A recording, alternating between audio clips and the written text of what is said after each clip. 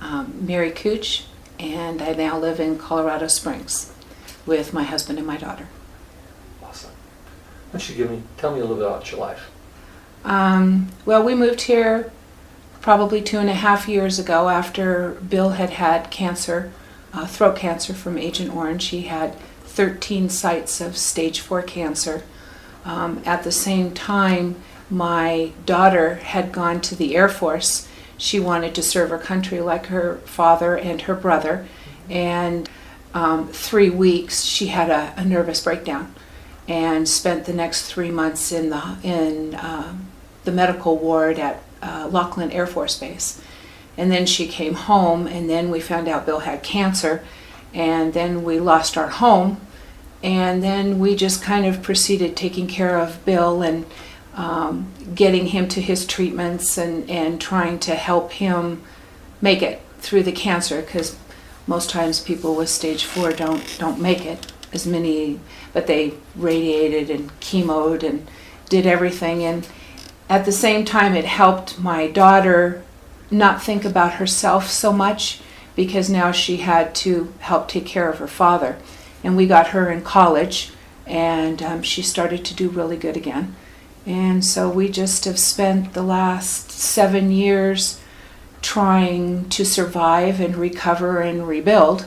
And fortunately, 2 years ago, we were able to buy a little condo in Colorado Springs, and there's an incredible college there for my daughter to go to, and she's a senior there now, and she has a job very close. And I've retired from my job, and Bill and I just kind of hang out and, try and live every day.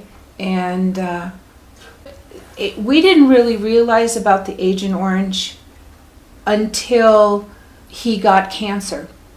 I had 6 miscarriages during our time together, and what they used to tell me was that I was just not very lucky.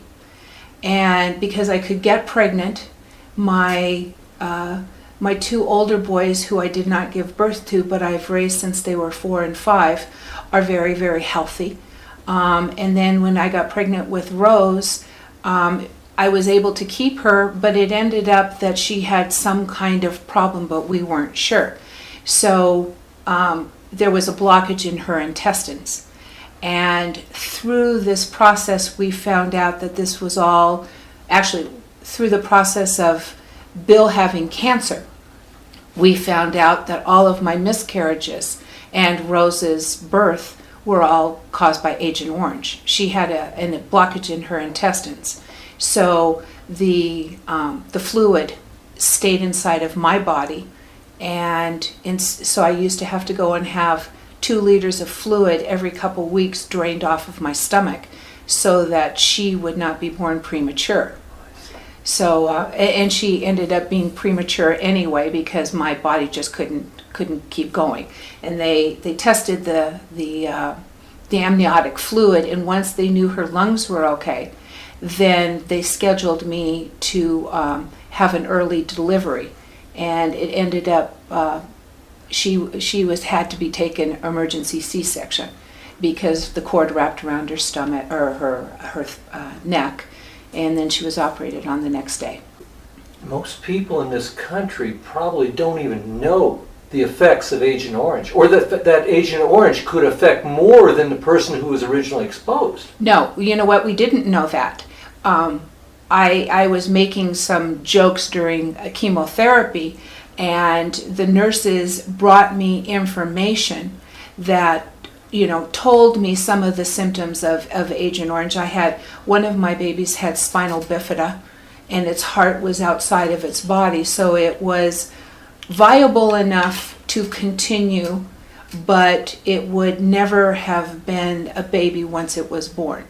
It would have been more a mass of tissue and organs, and I decided not to do that. They wanted to do testing and research, but I just, after having so many miscarriages, I wasn't able to bring a baby to full term knowing that it was going to die. So, But it was interesting. I wasn't not lucky. It was Agent Orange that killed all of my babies. And there's a difference between, my boys are 42 and 43, and my daughter is 25. So where the Agent Orange didn't affect my older boys, it did affect my daughter years later, and then affected my husband because my husband did not smoke. And so all of a sudden he has 13 sites all through his mouth, his tongue, his esophagus, and his throat. And he's actually a miracle. And just recently he has come back. You know, he's always been with me, but he kind of lived in his own little chemo world. You know, his own, you know, he was sick for so long. But it's been really nice. As I tell everybody, I said, my boyfriend's back. You know, I mean, we laugh and we talk, but it's been 7 years. 7 years. Yeah. That's the Agent Orange part of it. There's another part you had to deal with too with Bill, isn't it? Following Vietnam, and that's the post-traumatic stress. Which has been horrible. Well, you know what? When I was young, I didn't understand. You know, he would have rages and fits and you know, so I tried to make you know, a special place for my boys so that they wouldn't be in the way when he had, because you never knew when they were coming. So I protected them a lot. He went through a lot of drugs when he was younger, and I didn't understand. There was nobody to talk to. There was no information. People thought that I was crazy, but I loved him, and I knew that he loved me, and I knew the things. He never remembered any of these horrible things that he did. You know, like I can remember one night lying on the floor with a knife in my throat because he thought I was Vietnamese. I can remember him having rages and picking me up and, you know, throwing me across rooms, and not remembering that he ever did that to me. Or he'd say, well, why do you have a bruise? And I'd look at him like, well, you hit me. And he says, no, you're making those things up. And it wasn't until we lived in Las Vegas, I had a psychiatrist who was helping me, who was a naval doctor. And he asked me one day, he said, do you think that your husband loves you? And I said, I know he loves me. And he said, how do you think that he would feel if he knew he did all of these things to you? And I told him I think he would be upset. And he said, Mary, they've trained them. They've programmed them to take these things and block them out of their life. And they don't remember these things that they've done. And I think that that's part because they've had to suppress all of this. And it comes up, you know, the triggers. It comes up. And I told Bill about it, and he sometime later told me that he was sorry that he hurt me, that he doesn't remember ever doing any of those things to me, and that he's sorry that he hurt me. And it did a lot to ease my pain, you know, did a lot to ease the pain, because there was a lot of pain for a long, long, long, long time. You had to suffer in silence too. You didn't have anyone to talk to, did you? No, I couldn't tell anybody that. What kind of broke my silence was the day that he hit me in my face. And I couldn't hide anymore. You know, I had been brought up to hide everything. My father was an alcoholic. Nobody knew that he was an alcoholic. I was trained to keep secrets and push it down and keep on moving. But when he hit me in my face, I couldn't hide anymore. And I got a lot of people abandoned me because they thought I was stupid. They thought you were stupid? Because I allowed him to hit me. Because you stayed with him? Because I stayed with him, but I know that when he hit me, he wasn't there. My husband was, the person who loves me wasn't there. It was a crazy person, you know. And I've seen, you know, that's what happened to us in January. I hadn't seen that crazy person in a long time, you know, mostly because he had been so sick. And we were driving down the highway. We had just been to see my sister who is dying. We'd been to his family. We'd been away from home for a while. So, you know, I try and keep our life very quiet because it's easier for us. And we were driving down the highway, and I get flustered. I have PTSD now too, and panic attacks and all of this because I've always lived on the edge. But we were driving down, and he's screaming at me, and all of a sudden he hits me. And that hadn't been something that had happened to me in a really long time, and it really threw me into it just threw me into a really dark place for most of this past year. And you know, so I keep thinking, you know, sometimes maybe I am crazy, you know, so I go and I seek help, and I think it actually kind of ended up being like a breakthrough. He was trying to come back, but I had been the caretaker for so long that I didn't recognize that the man was back.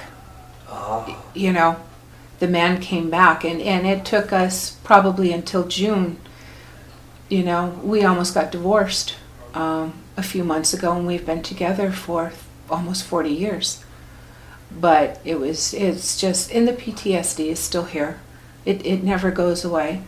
But it's a lot calmer now that, you know, we moved here so he could smoke cannabis because it does help him, and it calms him down. But like I said, we do spend an awful lot of time quiet at home. We go to stores when they're not busy. We try not to go to things with big groups of people. We went to Disneyland for my 60th birthday, and he did really, really well.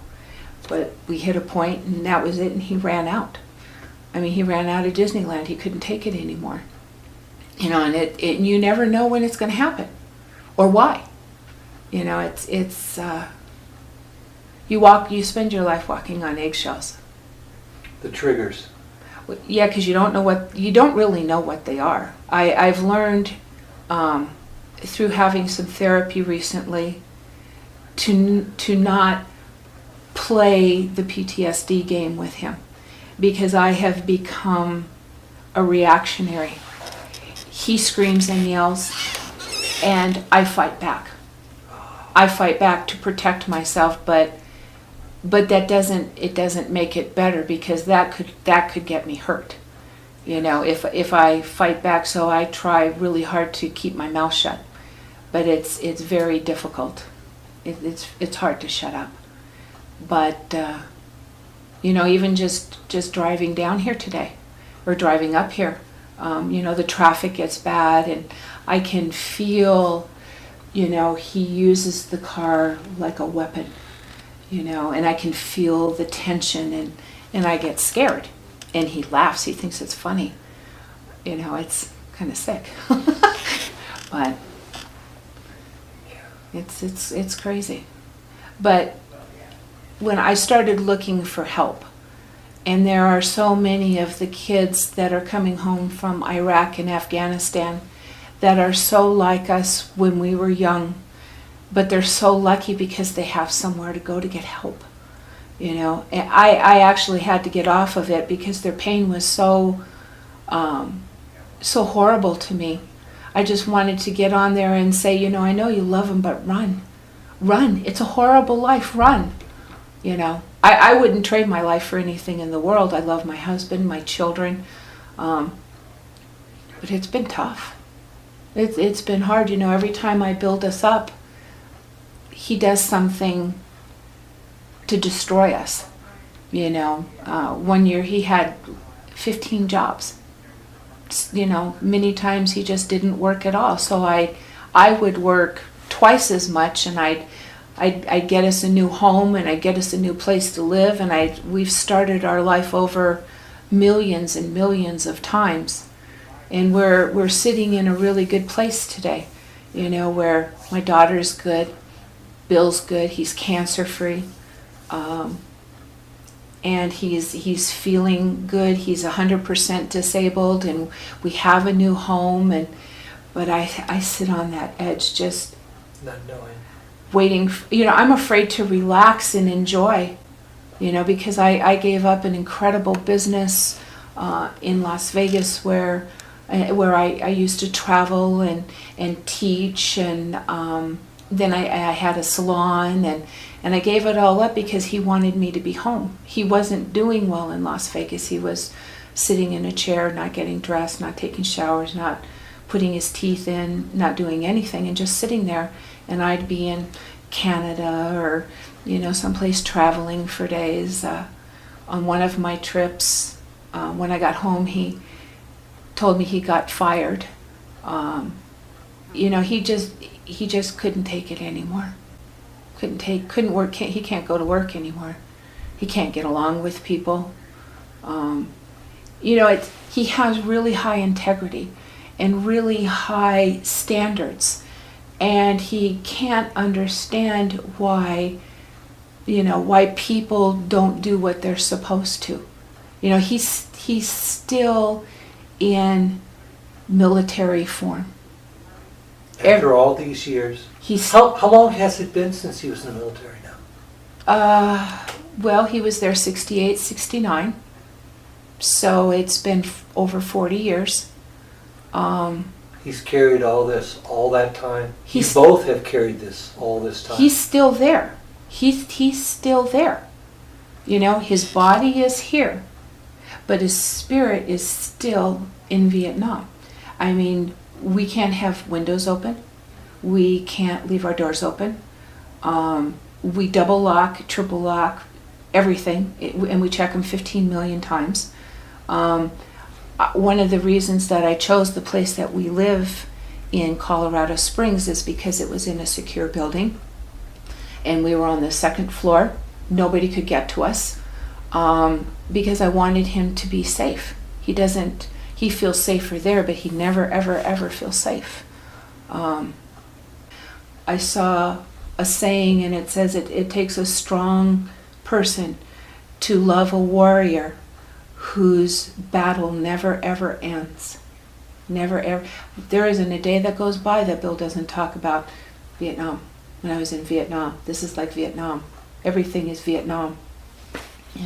One of the things that's helped him is after 40-some years, he's gotten back together with his group, the men that he was with, and we've gone to a couple reunions in Branson, Missouri, and the boys are so happy to be together again, and they laugh and they cry, and all of us women who the very first time we were all scared, what would happen when we all got together.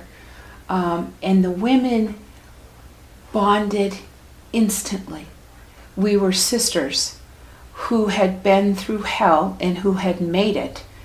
And without really getting to know each other, we were sisters.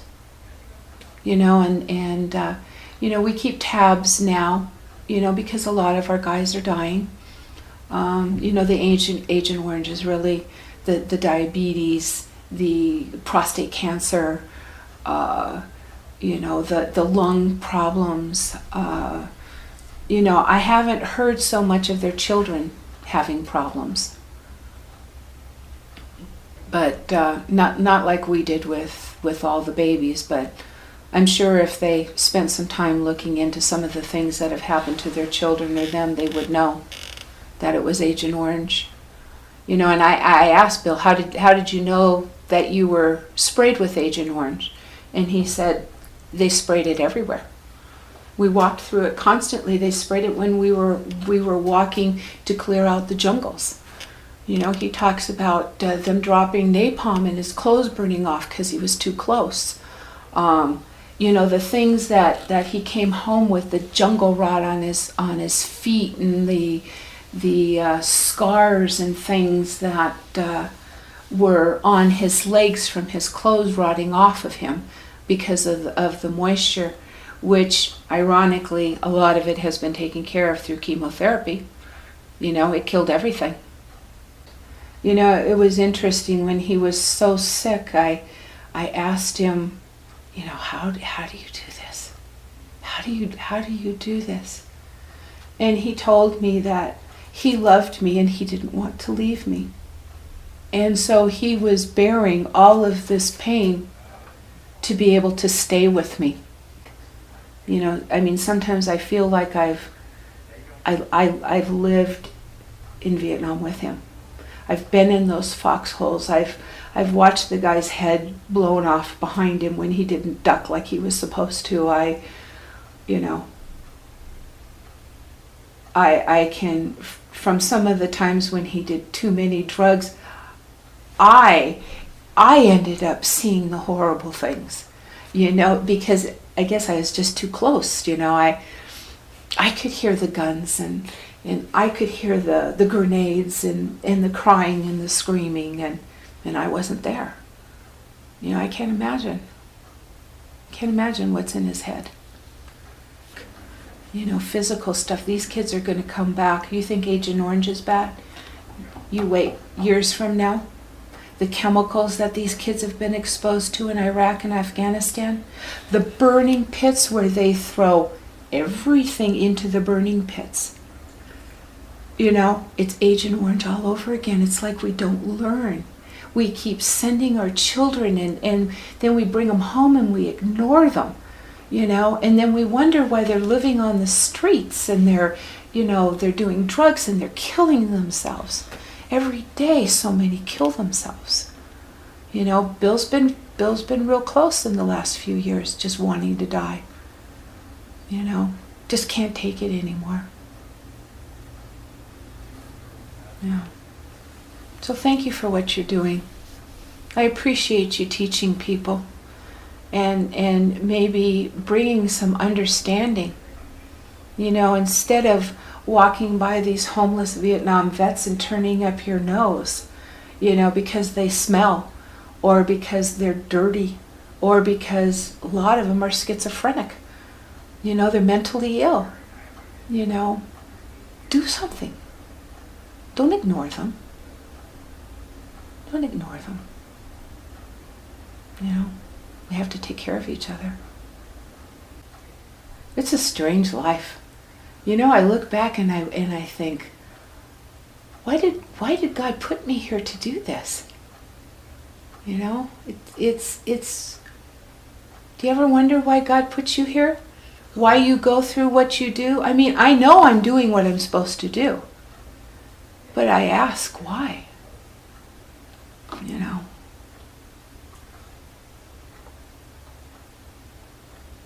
Sometimes it doesn't make sense. But I know I'm where I'm supposed to be. Pretty awesome. Thank you. You're welcome. Gotta give you a hug. Okay. You did good. I didn't cry. You did wonderful. It wouldn't have mattered if you did. I didn't want to cry. I'm scared of what would happen to me if I just let go. Yeah. I know that feeling. Yeah. I'm still holding on to. We have to hold on.